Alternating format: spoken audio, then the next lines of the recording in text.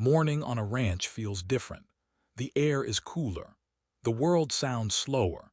And that's exactly how the day began when she stepped out of the old pickup truck, clutching her small bag like it was a shield. She wasn't used to being this far from the noise of her everyday life. Everything here felt wider, quieter, and a little intimidating.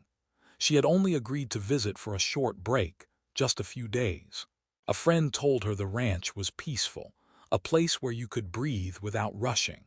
She didn't expect to run into him the moment she arrived, the rancher everyone talked about but no one really described properly. He stood near the fence, tall, broad-shouldered, hat pulled low against the sun. The kind of man who looked like he belonged to the land itself. His clothes were dusty, his boots worn, his hands rough from work. But his voice when he greeted her was surprisingly gentle, almost warm. She tried to act normal, but something about the way he looked at her, calm, unreadable, made her heart flutter. She wasn't sure why. Maybe it was because he seemed like someone who didn't waste words, someone who spoke only when it mattered. She followed him toward the barn, unsure what to say, unsure where to look. The ranch felt like a different world, and he felt like the most solid thing in it. She didn't know it yet, but before the day ended, one small sentence from him would send her entire thoughts spinning. She didn't realize how much work a ranch demanded until she actually followed him into the day. The sun wasn't even at its highest point, yet the animals were already restless, the ground already warm, and the tasks already piling up. She watched him move through it all with the kind of ease only someone who'd lived here their whole life could carry. He didn't hurry, but he never slowed down either. Each step was sure. Each gesture seemed practiced through years of repetition. She tried to match his pace, even though she had no idea what she was doing. When he handed her a small bucket and pointed toward a group of chickens, she nodded quickly, pretending she understood more than she actually did. The chickens weren't the problem. The mud was. The ground felt soft in all the wrong ways, sliding under her shoes like it wanted to embrace her ankles. She wobbled once, twice, then caught herself by grabbing the edge of a fence. He saw it. Of course he saw it. He didn't laugh, but there was a hint of amusement in the way his eyebrow lifted. She straightened her posture and carried on, pretending her near fall didn't just happen. A few minutes later, while helping him carry feed bags, she stepped on a hidden patch of watery dirt that swallowed her shoe halfway. She gasped as her foot sank with a gross squishing sound. He turned sharply at the noise, snapping out of his quiet focus. In 2 strides, he reached her side and offered his hand. "You all right?" he asked. His voice was steady, but his eyes scanned her like he was checking for injuries. She nodded, more embarrassed than hurt. She pulled her foot out with effort, but it came free with such force that she stumbled forward. He caught her elbow to steady her, and she felt a brief shock of warmth run up her arm. She mumbled something like, "I'm fine," even though her pride clearly wasn't. He gently let go once she stood upright again. "These shoes are gonna give you a hard time out here," he said. She looked down at her sneakers, cute, bright, absolutely useless for this place. "They usually behave," she said, trying to lighten the moment. He didn't laugh, but the corner of his mouth twitched like he wanted to. The day continued like that, her trying, him watching silently, the animals judging both of them. She tried sweeping the barn walkway, and the broom caught on everything except the actual dust. She tried carrying a smaller bucket, and the handle nearly slipped out of her grip when a goat nudged her from behind, curious and unapologetic. She tried helping him move hay, but she managed to get more hay on herself than anywhere useful. At one point, she caught him looking at her again.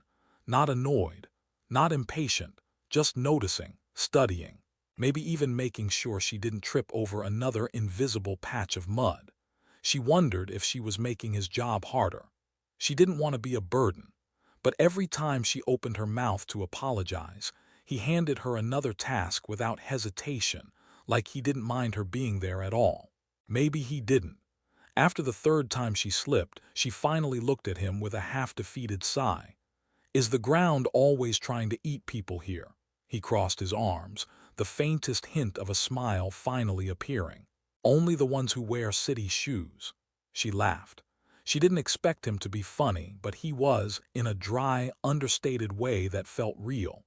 She brushed her shoe against the ground, trying to free the caked mud, and accidentally got more on her jeans.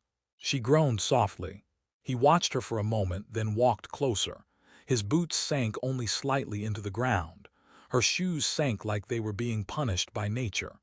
"You're gonna twist your ankle if you keep walking like that," he said.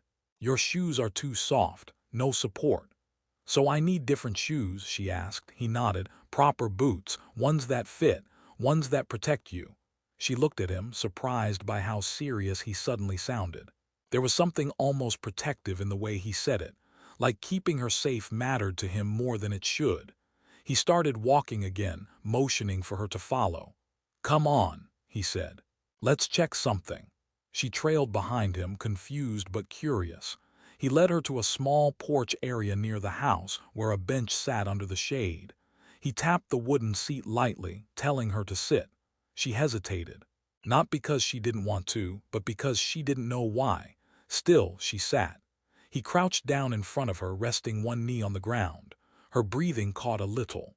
She never expected to see the stoic rancher kneeling right in front of her like that. He didn't look up at her. He was focused entirely on her shoes. "You've been tripping since morning," he said. "I need to see what's going on," she blinked. "What do you mean?" He reached forward and in his normally calm voice said, "Show me your feet." Her heart stopped. Her mind blanked. It was such a simple sentence, but it hit her in a way she did not expect. She stared at him, wide-eyed, wondering if she heard correctly, wondering why he would say something like that so casually, wondering if the sun was getting to her or if her imagination was playing tricks on her. He didn't seem fazed at all.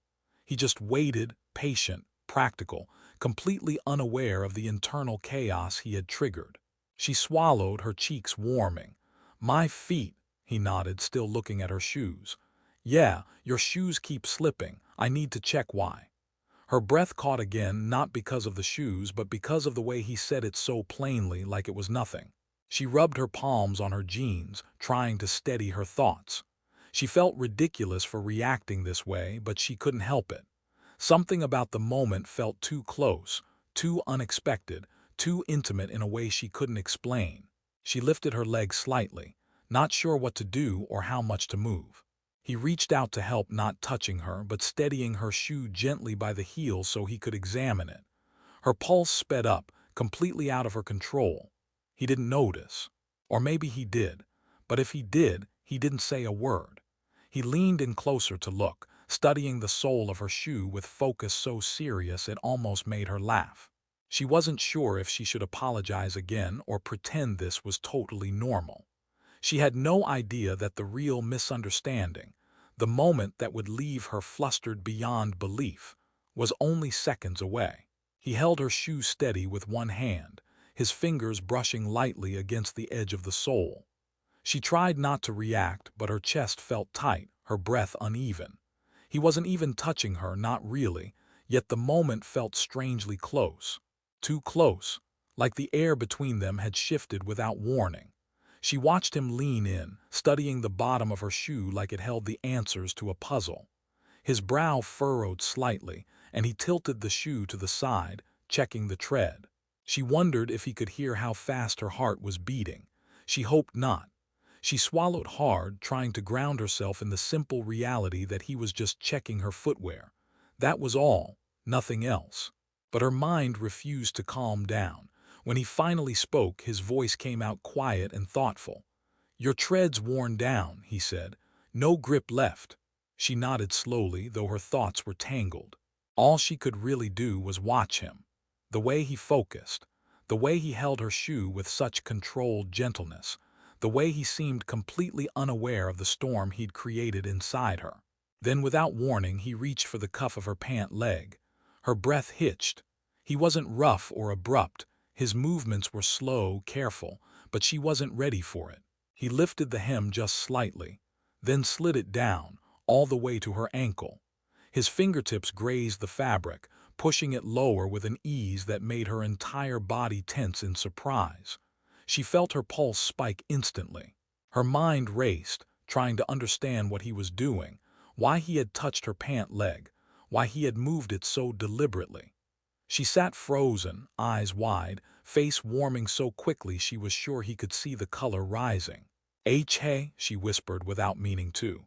He didn't look up. He didn't even seem to hear the tremor in her voice. He just continued adjusting the fabric with calm concentration, as if this was the most normal thing in the world. He kept her pant leg low enough to expose her ankle, studying the way the edge rested against the top of her shoe. Her heart thudded so loudly she thought the birds might quiet down to listen. This was definitely not what she expected when he said, "Show me your feet." Not even close. She shifted slightly, trying to hide the flustered expression she could feel burning across her cheeks. Her thoughts ran in frantic circles. Why did he do that? Why did he move it so slowly? Does he even realize how that looked? Does he know what that sounded like? She swallowed again, her voice caught somewhere in her throat. She opened her mouth to say something, anything, but nothing came out. He finally spoke, still focused on her ankle. "Your shoe's too loose up here," he murmured. "It's sliding every time you step." The words hit her like cold water. Practical, straightforward, completely innocent. Her entire flustered reaction, absolutely not what he intended. She felt a rush of embarrassment wash over her, but also a strange warmth, the kind that settled right beneath her ribs, the kind that came from realizing the problem wasn't him at all. It was her overthinking, her mind turning a simple request into something else entirely. But the moment wasn't over. While she sat there trying to control her breathing, he shifted closer, resting one hand lightly on the bench beside her knee for balance. His other hand lifted her foot again, guiding it at a slight angle so he could see how her ankle aligned with the shoe. His grip was careful, steady, entirely focused on the problem in front of him. But to her, it felt like the space around them had shrunk into nothing. Every tiny movement he made felt magnified. Every brush of his fingers against the worn rubber sole made her nerves spark. She tried not to stare at him, yet she found herself watching the line of his jaw, the slight crease between his eyebrows, the deliberate way he worked. Her mind whispered things her mouth couldn't say. Why does this feel so intense? Why is he so close? Why does this make me feel so? She cut off the thought, forcing her eyes upward, away from him, away from the moment. She focused on the horizon, the stretching fields, the fence posts leaning in the sunlight. Anything to slow her heartbeat. But the ranch seemed too quiet now, as if the whole world had paused to watch this one small scene. When he finally lifted his gaze to check her reaction, she jerked her eyes away so quickly she nearly looked suspicious. He blinked, a subtle flicker of confusion crossing his face. Maybe he noticed her blush. Maybe he felt the shift in the air too. Or maybe he was just wondering why she couldn't sit still. He cleared his throat softly. "Your ankle's been bending the wrong way," he explained, tapping the side of her shoe. "When the mud catches you, it pulls the shoe down. That's why you almost twisted it earlier." She nodded quickly, hoping her voice wouldn't betray her. "Okay, I didn't know." He shrugged lightly, his tone gentle. "Not your fault. These shoes weren't made for this kind of ground." She watched him let go of her foot, his hand brushing lightly across her ankle for just a second as he pulled away. The touch was accidental, barely there, yet it sent a small tremor through her chest. He stood up to his full height, dusting his hands on his jeans, completely unaffected. She sat there, trying to breathe normally. He glanced down at her again, eyes steady, expression unreadable. "You all right?" he asked. She nodded too fast. "Yes, yep, totally." He raised one eyebrow. "Sure?" he asked again. She nodded again, this time a bit more controlled. "I'm good, really." He didn't look convinced, but he didn't push further. Instead, he stepped back slightly, giving her space she desperately needed to collect herself. But even with the physical distance, the moment lingered. The feeling of his hand near her ankle, the way he had moved her pant leg, the closeness of him kneeling in front of her. It all stayed vividly alive in her mind, looping quietly in the background of her thoughts. She exhaled slowly, hoping the warmth on her cheeks would fade before he noticed it again. She had no idea how she was going to make it through the rest of the day, without replaying that moment over and over. And he had no idea he had flustered her more in a single sentence than anyone else had managed in years. He stepped away to put back the tools he'd been carrying, leaving her sitting on the bench with her thoughts running wild. She tried to shake it off, but the moment replayed in her mind like a scene she couldn't pause. The way he touched her pant leg, the way he knelt so naturally in front of her. The seriousness on his face contrasted with the chaos happening inside her chest. It all blended into a feeling she wasn't prepared for. She took a slow breath, staring down at her shoes as if they had betrayed her. Mud clung to the sides, the tread worn flat. Practical reasons, innocent reasons, nothing more. And still, her fingers found themselves twisting the bottom of her shirt, nerves refusing to settle. He returned a moment later, carrying a pair of old ranch boots. Not brand new, but sturdy, solid. The kind that looked like they belonged on someone who actually understood this place. Someone like him. "Try these," he said, setting them down gently near her feet. "They're a bit old, but they should keep you steady." She blinked at them, then at him. "You just have boots ready for random guests," he shrugged, adjusting his hat. "People come unprepared all the time. You're not the first." She tried not to read too much into that, but something about his tone made it sound like he didn't mind her being unprepared. Like he expected it, maybe even found it a little entertaining. She slipped her feet out of her shoes, suddenly hyper-aware of every movement. She hoped she didn't look awkward. She hoped he wasn't watching too closely. But when she glanced up, he absolutely was. Not in a strange way, not in a way that felt wrong, but in a way that made her heartbeat pick up again, quiet, attentive, focused. She felt the warmth start to rise in her cheeks, turning her expression into something she couldn't hide if she tried. She reached for the first boot, sliding her foot inside. It felt different immediately, heavier, tighter, steadier. She tugged at the straps, fumbling a bit. He stepped closer again, noticing her struggle. "Here," he murmured. Before she could react, he knelt down again. Her breath caught instantly. This time she wasn't caught off guard by the movement, she was caught off guard by how she reacted to it. Her pulse jumped. Her stomach fluttered. She didn't understand why a simple gesture felt so intense. He took the strap from her hands and adjusted it, pulling it snug around her ankle. His hands worked with deliberate calm, steady and careful. She stared at the top of his hat, unable to look anywhere else without feeling like she might combust on the spot. His finger brushed her ankle again, accidental, unavoidable, but it sent a spark racing up her leg. She curled her toes inside the boot without meaning to, hoping he didn't notice.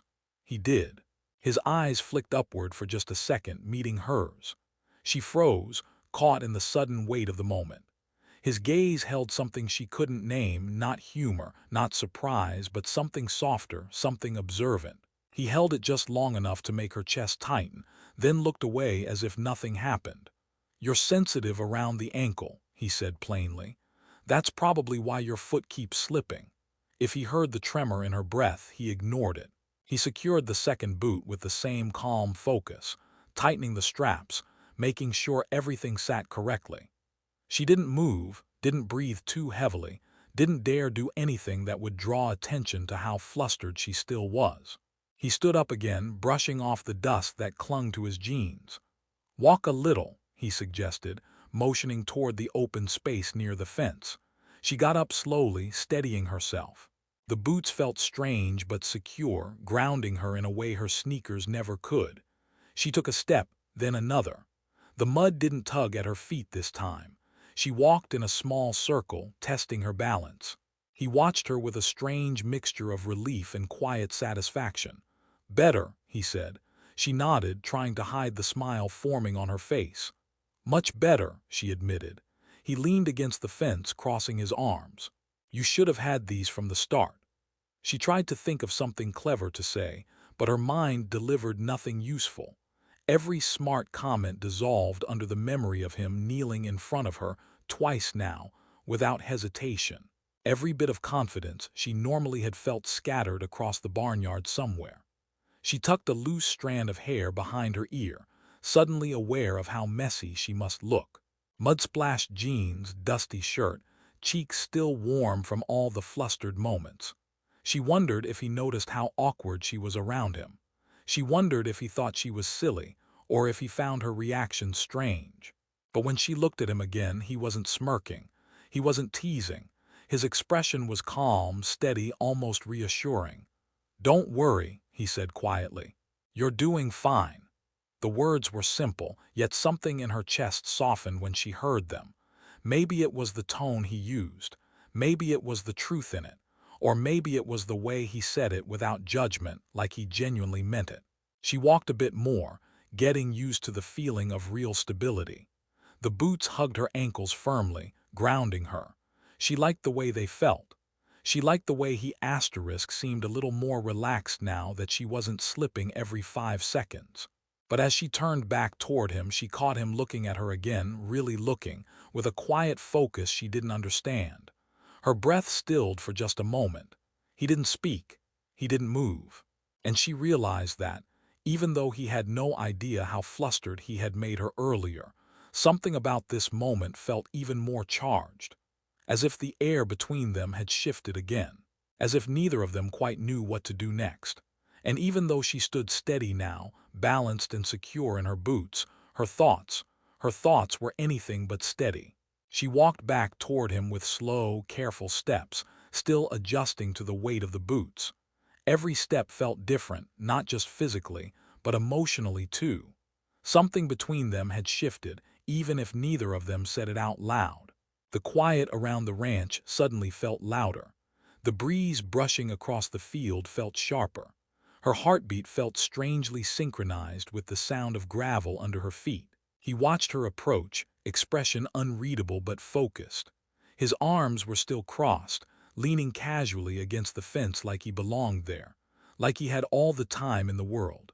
She wondered if he noticed how she kept glancing away, trying to hide the lingering warmth in her cheeks. She hoped he didn't, but part of her thought he probably already had. When she reached him, she stopped a few feet away, unsure where she was supposed to stand. Too close felt obvious. Too far felt awkward. She picked a distance that seemed safe enough, even if it didn't feel natural. He nodded at her boots. "They fit." "Yeah," she said, maybe too quickly. "They feel good, a lot more stable." "Good," he replied softly. "You'll be safer now."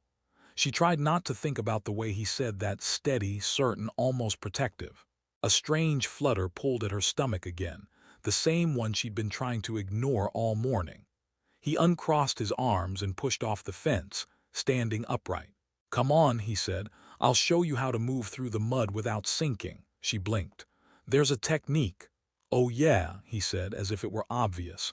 "Everything out here has a technique." He started walking and she followed. The ground softened under their steps, but the boots held strong. She watched his movements carefully, noticing how he stepped heel first, distributing his weight evenly. When she tried it, she didn't sink at all. She couldn't help smiling at how simple it suddenly felt. "See," he said. "Told you," she glanced at him. "You make it look easy."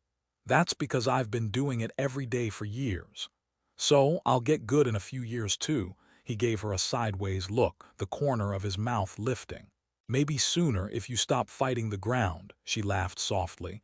"I wasn't fighting it, it was fighting me. That's how the ranch works. It tests people, makes you earn your balance." She wondered if he meant more than just the ground. The way he said it sounded deeper somehow, like he'd lived through more than he admitted.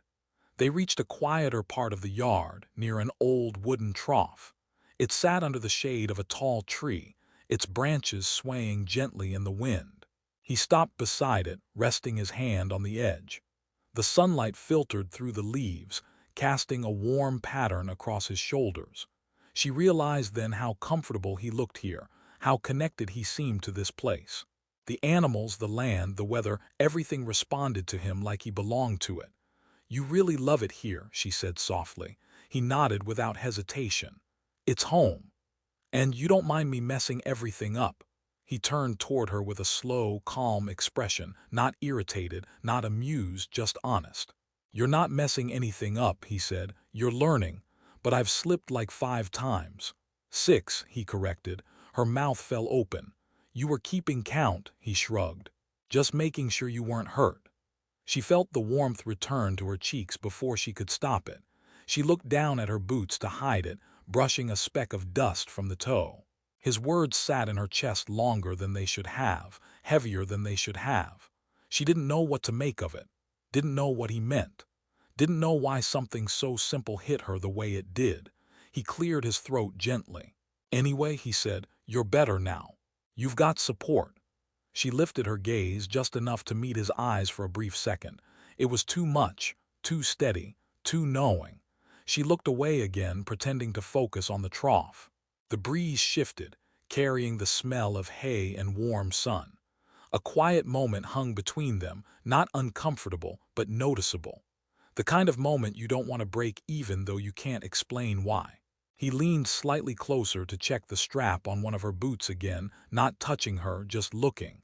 But she felt the nearness immediately, felt the tension crawl up her spine, felt her breath catch. "You really tightened these," she said, trying to sound casual. "They needed it," he replied. "You move better when your ankles are secure." She swallowed. "You really care about ankles." He raised a brow. "I care about safety." Her heart did something strange at that, something tight and warm and confusing. She took a small step back, trying to clear her head. "So what next?" she asked. "More chores." "More mud." He looked out across the yard, considering. "Plenty of both," he said, "but we'll go easy for now." She didn't understand. "Why? You're still finding your footing," he said simply. "Literally?" Her laugh came out too quickly, too bright. "I guess I am." His eyes lingered on her for a moment, longer than usual, softer than before. The breeze stirred again, brushing between them. She couldn't read his expression, not fully. But she felt something in it, something unspoken, something that made her stomach tighten in a way she couldn't name. He looked away first, rubbing the back of his neck. "Anyway," he murmured, "we'll keep going." She nodded, even though her thoughts were nowhere near steady. She took a breath, then another, trying to calm the fluster still simmering under her skin. But as they walked back toward the barn, she felt his gaze flick to her once more, not long, not obvious, but enough. Enough for her to know the moment between them hadn't passed. Enough for her to feel the quiet spark still hanging in the warm, dusty air. Enough to make her wonder what else the day might bring without either of them meaning it to. She walked beside him in silence, the kind of silence that wasn't empty but full of things neither of them dared say. The sound of their boots on the dirt road mixed with the rustle of leaves overhead. The sun had climbed higher now, warming the air, softening the edges of the morning. She kept her eyes forward, even though every fiber of her attention stayed aware of him, his stride, his quiet breathing, the steady presence beside her. The barn doors were open, sunlight spilling across the entrance in long, golden lines. He stepped inside first, holding the door slightly for her without looking back. A small gesture, but it sent another flutter through her chest. She followed in, breathing in the scent of hay and warm wood. He walked toward a row of tools hanging neatly on the wall. "We'll start simple," he said.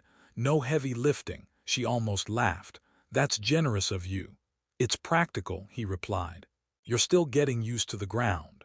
Still getting used to him too, though she didn't say that part out loud. He handed her a small rake. Not too heavy, not too awkward, just manageable enough.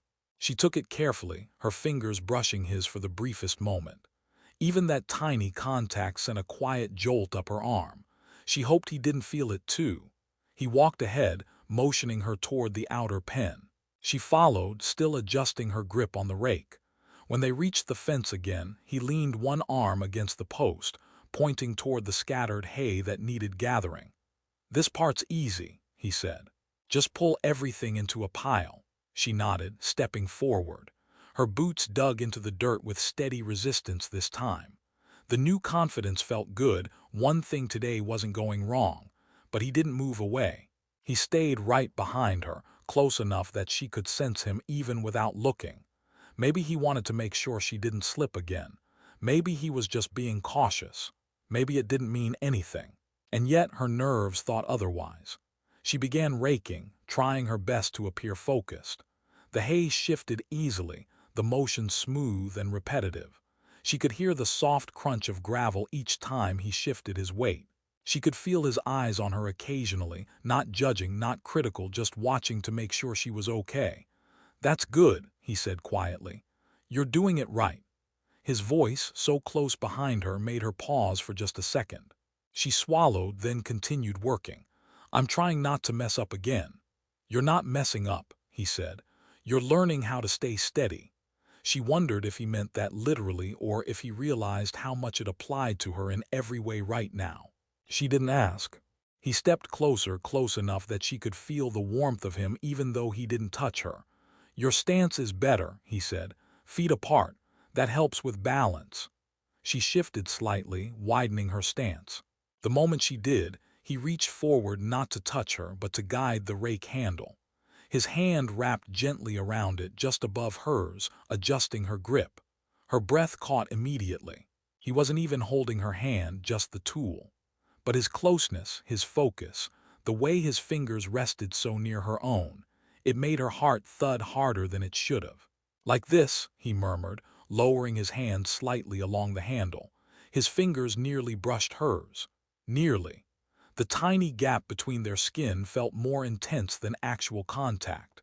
She felt her cheeks warming again, the sensation soft and overwhelming. He didn't look at her face. He looked only at the rake, completely oblivious to how the moment was unraveling inside her. She whispered, "Okay, that makes sense." He nodded once, then slowly stepped back, giving her space again. The distance helped, but only a little. Her pulse stayed fast, her thoughts tangled. She continued working, gathering more hay. He moved to the opposite side of the pen, checking a gate, tightening a rope, busying himself with tasks that didn't require either of them to speak. But she could still feel the awareness between them, that quiet thread neither of them acknowledged, yet neither could ignore. At one point, when she turned to move a pile, she caught him watching her again. Not in a strange way, not in a way that made her uncomfortable, but in a way that made her feel seen, noticed. Like he wasn't looking at her mistakes anymore. He was looking at her asterisk. She broke eye contact quickly, pretending to focus on the hay at her feet. But her heart reacted anyway, fluttering in that same nervous, warm rhythm. After a while, he walked over, checking the ground where she'd been working. "You're doing good," he said softly. "Better than falling in the mud every 10 minutes, she joked. He smirked. "That too." She set the rake aside, wiping her forehead with the back of her hand. The sun's heat had grown warm across her shoulders, and the work had left her breathing a little faster. "You want water?" he asked. She nodded. "Please." He walked toward the small table near the barn door, grabbed a bottle and handed it to her. She took it carefully, her fingers brushing his again. It was such a small thing, barely a second, but it sent that same quiet shiver through her skin. She felt ridiculous for reacting this way. She didn't even know him well. She didn't know why every small moment felt amplified, as if the ranch itself magnified the tension between them. Maybe it was the quiet. Maybe it was the way he moved with such calm certainty. Maybe it was how he made her feel both challenged and protected at the same time. She took a sip of water, trying to cool her thoughts along with her throat. He leaned against the table across from her, arms crossed again. The posture made him look taller somehow, more grounded. She couldn't read his expression anymore. Was he tired, calm, thinking, or noticing her the way she noticed him? He didn't speak right away. Neither did she. The air between them felt warm and suspended, almost fragile. Finally, he said, "You're getting the hang of things faster than I expected." She let out a soft laugh. "After everything earlier, I doubt that." He shook his head slightly. "You don't give yourself enough credit." She looked away, her fingers tightening around the water bottle. The way he said that made something inside her shift, not the nervous flutter from before. Something deeper, something steadier, something she didn't want to admit she felt. She opened her mouth to reply, but the words didn't come out. Instead, she just stood there, aware of him, aware of herself, aware of everything in the quiet, open space between them.